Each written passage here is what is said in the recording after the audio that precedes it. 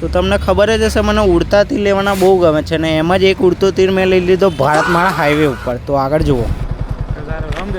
हाँ रामदेव जा रहे हो? हाँ रामदेव जा रहा तो जाना है तो आगे हाँ हाँ कोई बात नहीं बैठ जा चलेगा ना ओके.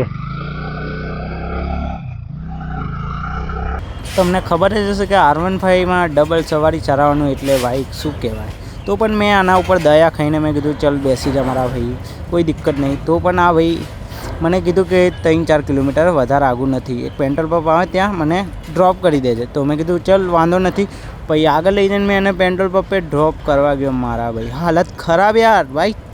40 થી 45 કિલોમીટર કોને કહેવાય ભાઈ, એ બી ભારતમાળા ઉપર નોન સ્ટોપ ચલાવી આ સાંજને પાછળ બેસાડીને. એક તો આનો વેટ બી હશે કંઈ 80 થી 85 કિલોના અરાઉન્ડ. મારી R15 ને આમથી આમ થતેલી ભાઈ, આગળથી ઊંચી નીચી થતેલી.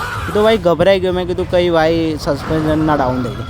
તો પછી આને હું અહીં ગાડી ડ્રોપ કરી નાખ્યો હતો આપણે પેટ્રોલ પંપે. પછી આ ભાઈએ શું કીધું તમે સાંભળો. ચલો ઠીક હે. આના હું કઈ 40 કિલોમીટર દૂરથી બેસાડી લાવ્યો ભાઈને. તો મને કહે કે ઠીક હે ઠીક હે ઠીક હે ભાઈ.